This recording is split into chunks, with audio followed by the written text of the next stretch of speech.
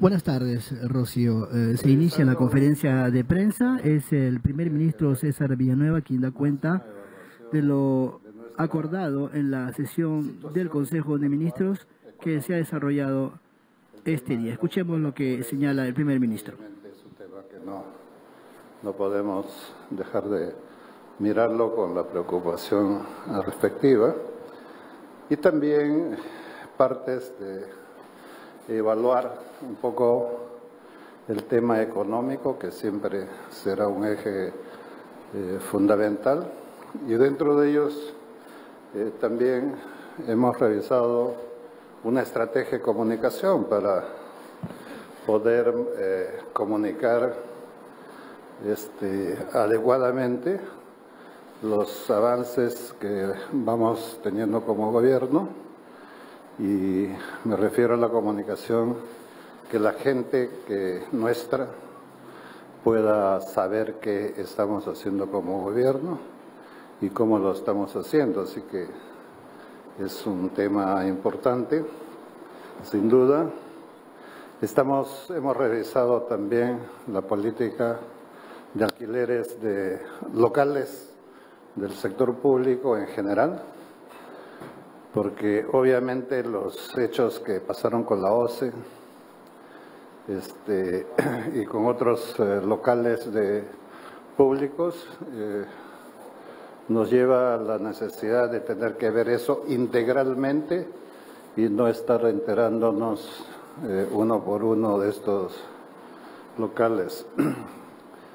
Pero mucho más que la revisión de los alquileres como tal, que es importante, que estén en la racionalidad del costo que deben tenerlo, es la ubicación de los locales y la funcionalidad en relación al servicio que tienen que dar estas oficinas públicas.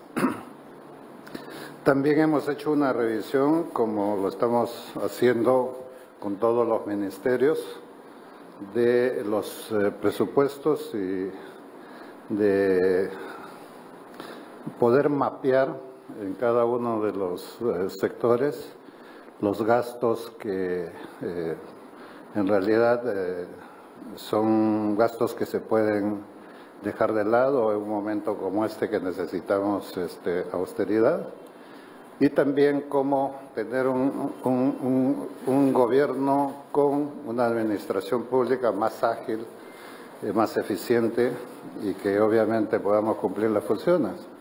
Y dentro de ellos también tratando de hacer mucho más eficiente el gasto que tenemos que hacer, y hemos visto la política de oficinas públicas en las regiones, donde hay duplicación de oficinas en relación a las propias oficinas de los gobiernos locales y regionales, y eso no solamente trae la infuncionalidad de un aparato público, lo vuelve pesado, no ágil.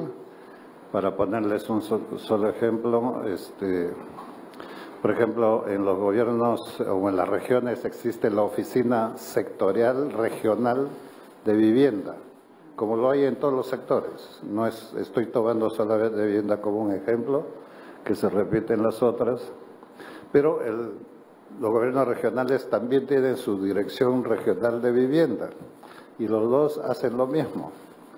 Y lo curioso es que haciendo lo mismo, los alcaldes de todo el Perú están en Lima para estar en el Ministerio de Vivienda.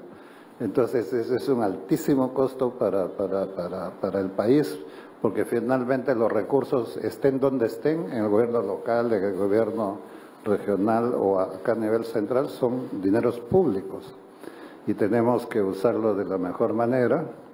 Así que vamos a resolver este tipo de fusiones y duplicaciones.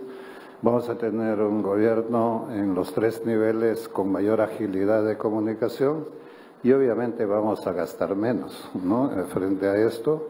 Y todos esos ahorros vamos a ir pasando a los fondos de inversión.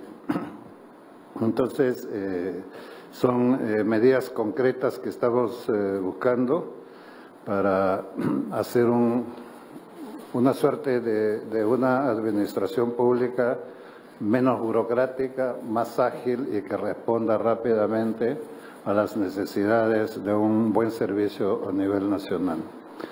Entonces, en esta oportunidad, soy un ministro privilegiado de estar al costado de dos ministras muy activas que van a explicarles algunos de los elementos que hemos tocado aquí y otros propios de su sector que son nuestra prioridad. Así que quisiera empezar con Liliana, por favor. Muy buenas tardes, señor Premier, señores periodistas, estimada colega. El día de hoy nuestra primera afirmación es que estamos más unidos que nunca frente a la pobreza.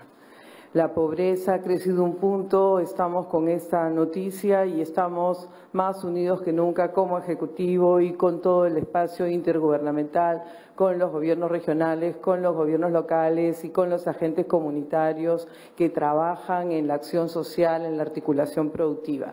Quisiera informarles que tenemos aproximadamente desde el MIDIS, incluyendo Jaliguarma y Cunamás, 230.000 agentes comunitarios y si a esto sumamos los promotores de salud del Ministerio de Salud, aproximadamente 40.000, estamos hablando de una gran cantidad de personas que vamos a comprometer en la lucha contra la pobreza. Este llamado de atención de la realidad que nos comunica que son 375.000 personas que están en la pobreza, se suman a la pobreza con este 1% del cambio, nosotros vamos a revertirlo. Asumimos que es urgente ajustar la estrategia y en eso hemos estado trabajando las 3 semanas que llevamos en la gestión y en esta perspectiva vamos a fortalecer la acción de articulación con el tema productivo,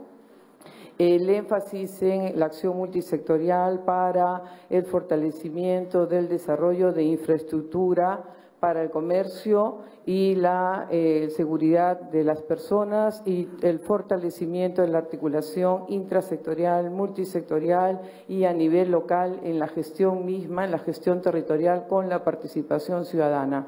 La pobreza es un tema que nos afecta directamente a todos, porque no puede haber un solo peruano, una sola peruana en situación de exclusión.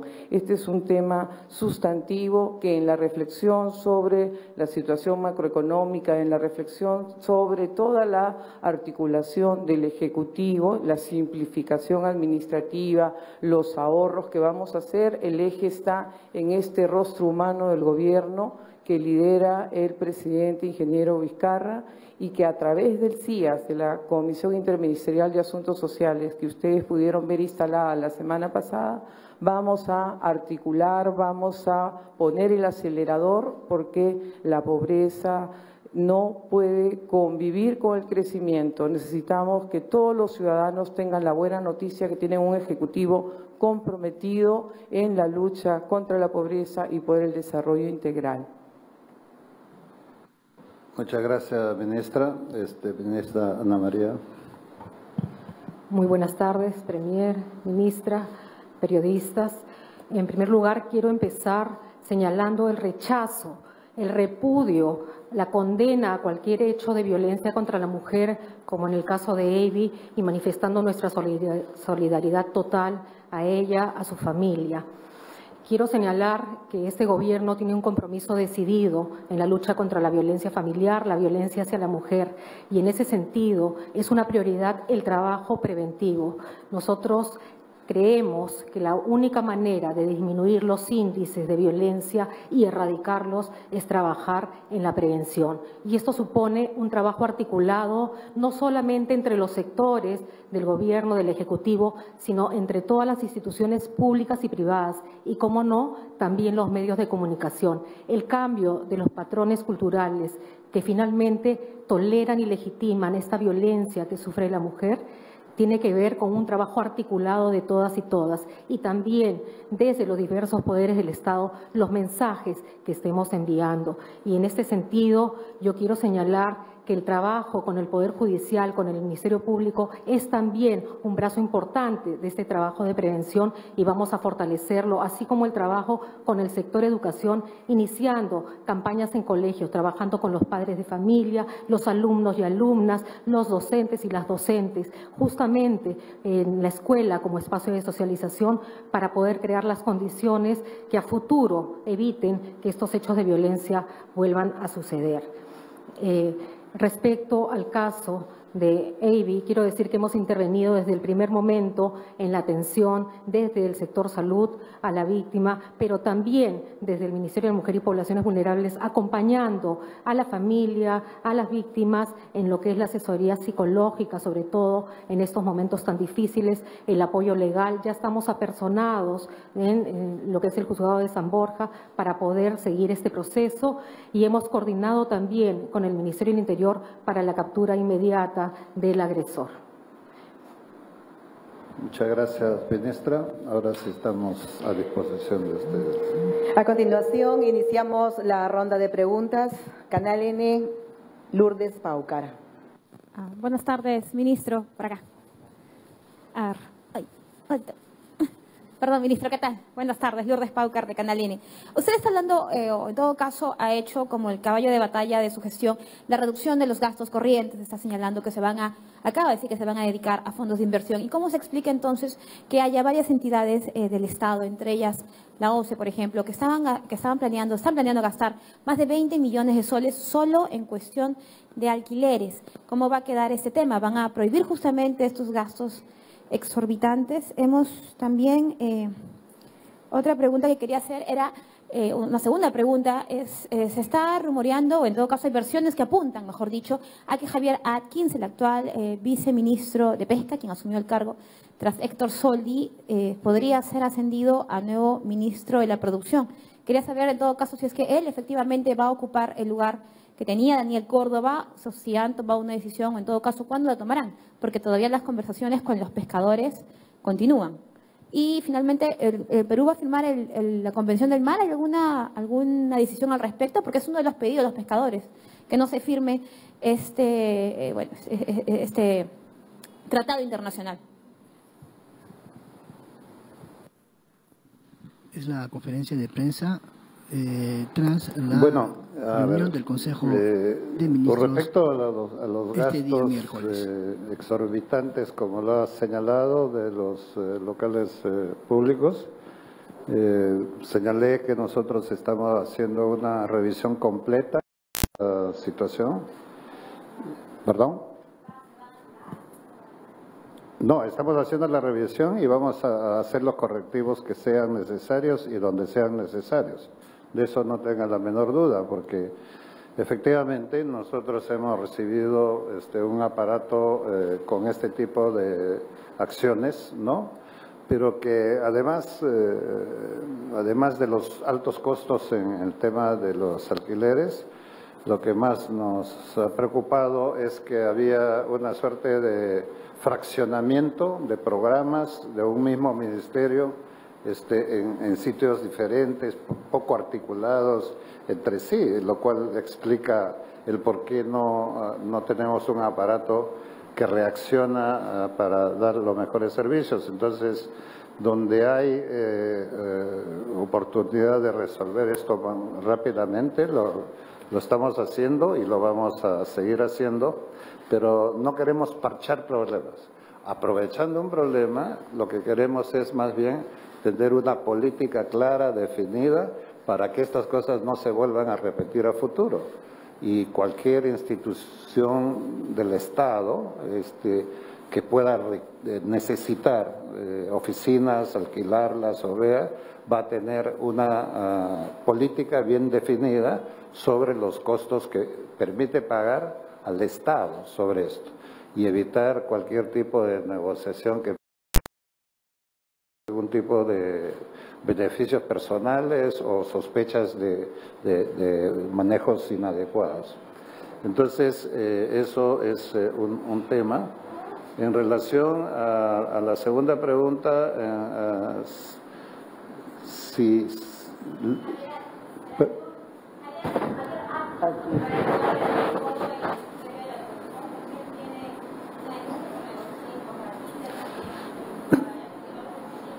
Nosotros hemos tomado una decisión sobre la cabeza ministerial, ¿no? Y aún no hemos tomado ninguna decisión sobre el reemplazo. Cualquier nombre que figure por ahí es pura especulación, porque estos hechos los hemos hecho muy temprano y vamos a evaluar los nombres que pudiésemos ver como lo más adecuado para dirigir esta cartera. Sin embargo, el tema de los pescadores pequeños y medianos y pequeños pescadores no tiene que tener ninguna preocupación, porque nuestra política justamente es con la alta prioridad para los pequeños y medianos pescadores de todo el país. Y obviamente queremos buscar un ministerio y las personas que conduzcan ese ministerio con la misma prioridad que hemos empezado con ellos. Así que todas las conversaciones que tenemos con ellos no solamente las vamos a mantener, sino que va a ser parte de una política permanente de diálogo.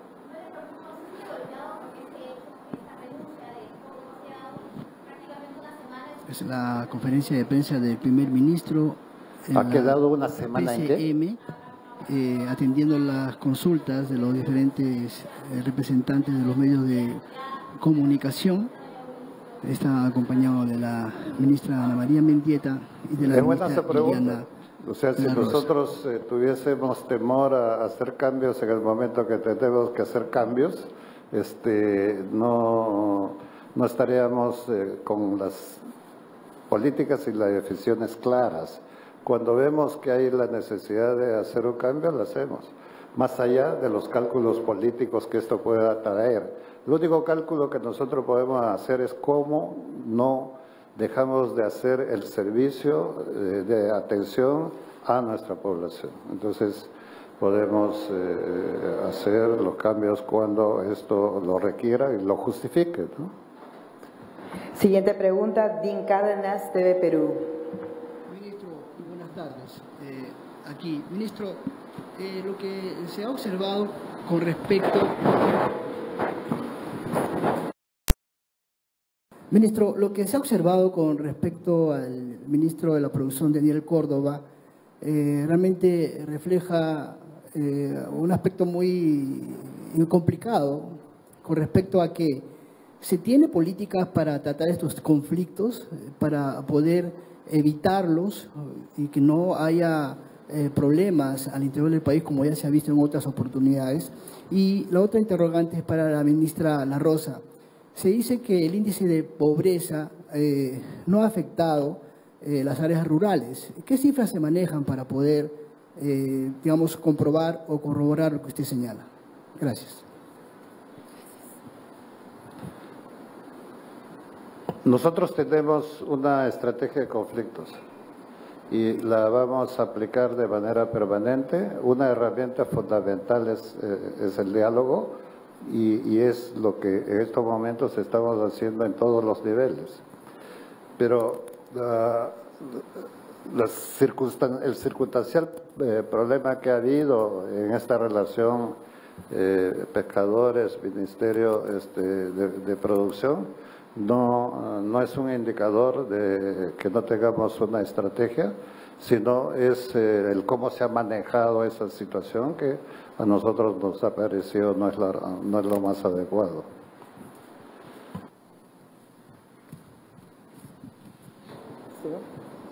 En relación a la pregunta, la data es la data del INEI.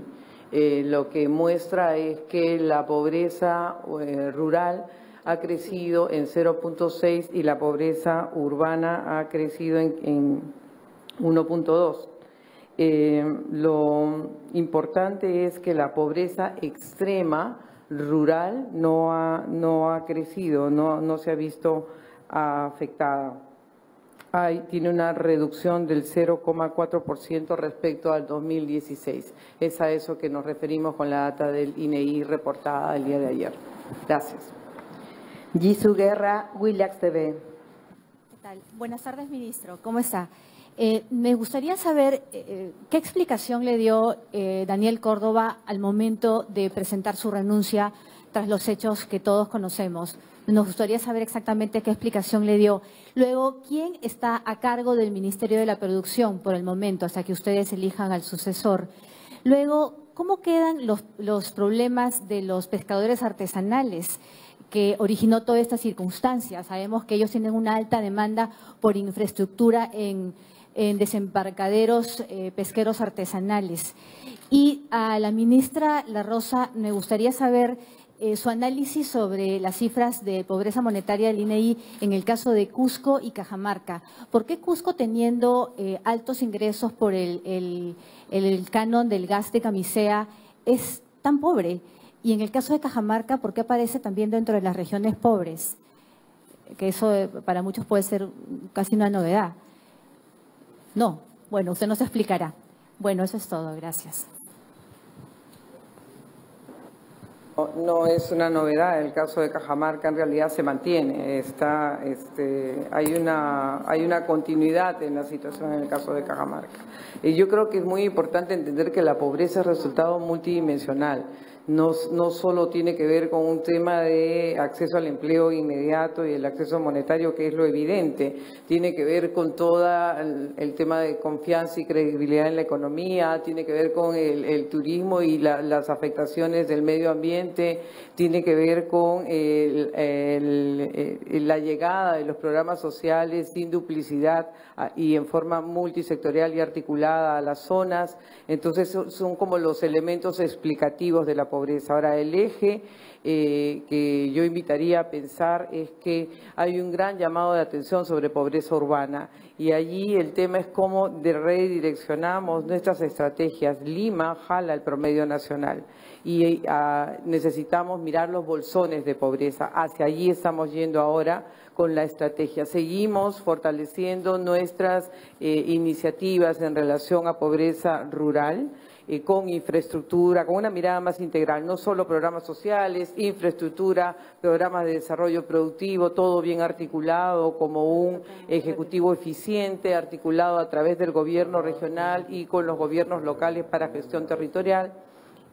A eso se agrega esta mirada de la movilización ciudadana, que no existía en las estrategias anteriores. Teníamos a los actores en Cusco, en Cajamarca, en Puno, la movilización. Tenemos a los actores ahí, pero no se hacía un trabajo intensivo de movilización ciudadana. Ahora lo vamos a hacer. Tenemos los agentes comunitarios, las madres acompañantes, las promotoras de salud, y todos ellos pueden ser parte de esta gran movilización para la vigilancia frente a la corrupción, por ejemplo, que se puede dar en los gobiernos locales, en los gobiernos regionales o en la entrega de los programas sociales, para la acción del cambio cultural. Necesitamos un cambio cultural. No solo se trata de trabajar en lo asistencial, sino trabajar en la articulación productiva, en que la gente entre al mercado, en que la gente pueda ir avanzando en su nivel de movilidad social y que esto sea sostenible. Porque si no es sostenible, con cualquier problema de climático, de seguridad ciudadana o de salud, la gente cae nuevamente en la pobreza. Necesitamos fortalecer sus competencias y capacidades, no solo de un miembro de la familia, sino de varios miembros de la familia, de forma tal que la salida de la pobreza sea sostenible luego, a pesar de que pueda suceder un robo, que pueda suceder un huaico, un problema serio, la persona ya tiene las competencias en su interior como capital humano. Estamos cambiando la perspectiva en ese camino. Con respecto a lo que haya conversado con el ministro Daniel Córdoba, es en relación a su función. Y se toma una decisión cuando las circunstancias lo ameritan, y eso no implica que hayamos puesto en tela de juicio las capacidades personales o profesionales del ministro Córdoba, ¿no? Y El sector no se debilita en tanto mientras nosotros en las próximas horas podamos definir un nuevo ministro para que dirija Produce. Tiene los equipos de los viceministros para seguir despachando en aquello que les compete directamente y con el acompañamiento que hago yo personalmente como presidente del Consejo de Ministros, pero que además es por unas cuantas horas más. Andrea Amezquita, RPP. Muchísimas gracias. Premier, queríamos consultarle en realidad sobre su opinión, o al menos qué puede decir con respecto a lo que dijo Daniel Córdoba en un nuevo audio, que habría asegurado que usted habría jugado un cierto papel en que haya un cambio de presidente, ¿no? Y además también quería consultarle a la ministra de la Mujer, por supuesto, sobre las cifras que su misma cartera explaya, que se ha aumentado incluso en 55% el intento de feminicidio en nuestro país. Entonces, ¿qué está pasando al respecto? Gracias. Ministra. Sí, gracias. Efectivamente, los casos de feminicidio han ido en aumento año tras año, ¿no? Esto supone un trabajo que tenemos como Estado que abordar y abordar articuladamente. Las acciones preventivas son importantísimas y acá el Ministerio Público y el Poder Judicial tienen un papel fundamental, porque los mensajes que se den desde esas instancias van a hacer posible que otras mujeres denuncien y accedan a las medidas de protección que garanticen su vida. Como ustedes saben, los casos de feminicidio no son hechos que surgen aisladamente, son consecuencia de toda una historia de violencia, así como el caso anterior tenía una historia de acoso. En ese sentido, las sanciones que otorguen estas entidades tienen que ser ejemplares. De esta manera incentivamos la denuncia de más mujeres, se les puede brindar la protección adecuada y de otra manera también los agresores muchas veces van a inhibirse de cometer estos actos. Si no hacemos esto, las cifras de feminicidio van a subir. Sin embargo, el trabajo preventivo que va a sostener la disminución constante es el trabajo de fortalecer estos temas preventivos con educación, con el sector salud trabajando muy fuerte en todo lo que es salud mental, ¿no? Este es un trabajo que ya estamos haciendo y, como les mencioné, es el trabajo articulado de todos los sectores del Estado, pero también de todas las instituciones públicas y privadas, lo que va a permitir que estos índices disminuyan y finalmente podamos erradicar algún día. Los comentarios que pueda haber hecho el señor Córdoba, yo los dejo ahí, sinceramente, porque no voy a entrar a la explicación de hechos que además ustedes públicamente lo conocen, mi actuar es público, así que no tengo más comentarios a los comentarios, valga la redundancia, del señor Córdoba. Tenemos la última pregunta a cargo de Winnie Miñán, Diario Gestión.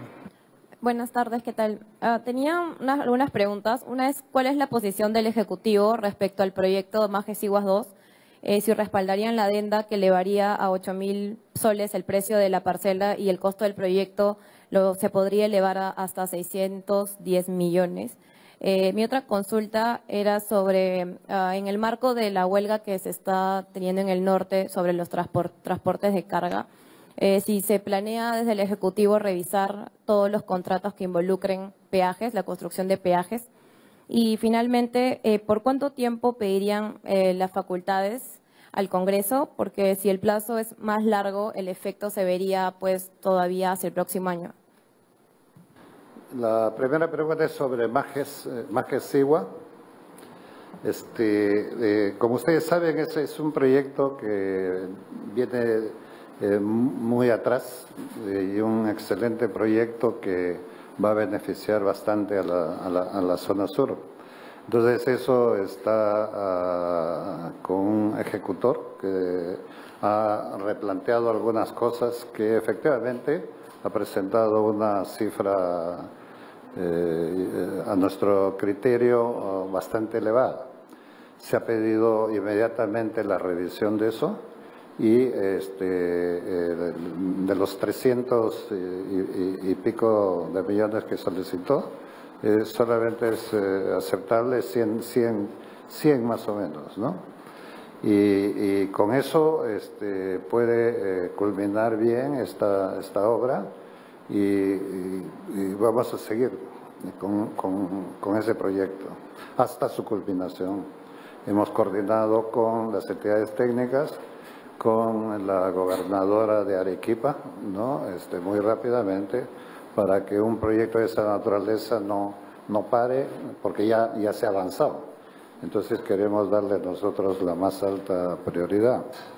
Con respecto a los peajes, todos aquellos peajes que tengan que ver con la circulación pública y especialmente de los ejes importantes que ayuden a fluir a nivel nacional, estaremos atentos a revisar cada uno de estos pasos. O sea, no vamos a dejar que esto espere las cosas allí, ¿no? Somos un gobierno que tiene reflejos rápidos frente a los problemas, como ustedes están comprobando en los distintos campos, y vamos a preocuparnos de eso rápidamente.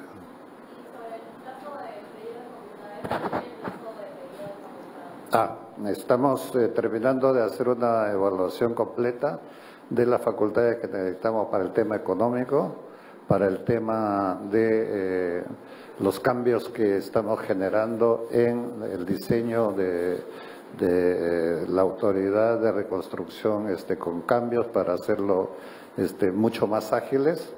Alguna facultad que estamos pidiendo, vamos a ver para reformas como en el caso de educación y en el caso de salud, tratando de medir el menor tiempo posible, ¿no? Hay cosas que podríamos utilizar 15 o 30 días como máximo, hoy unos 45, pero queremos utilizar el menor tiempo posible dentro del marco de estas facultades especiales, porque si bien es cierto necesitamos velocidad de algunas cosas con cambio, nosotros queremos también que el Congreso tenga sus propias funciones, ¿no?, de hacer la legislación que corresponde y también enviarle en algún momento nuevos proyectos de ley, pero ya sin la necesidad de pedir facultades especiales.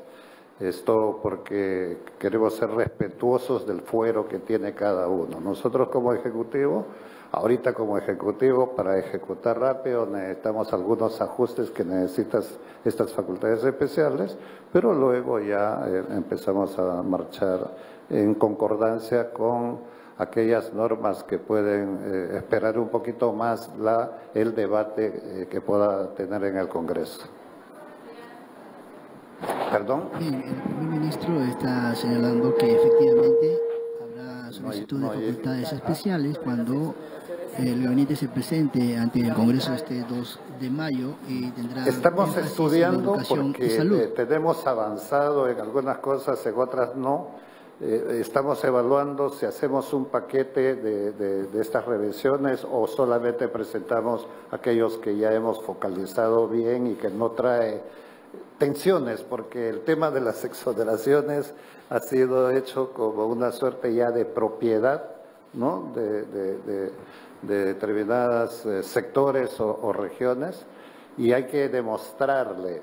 Nosotros nunca vamos a actuar para imponer cosas, vamos a conversar mucho con la gente para que pueda entender si ese cambio que pudiésemos hacer le beneficia mucho más de los beneficios a veces artificiales que tienen las exoneraciones.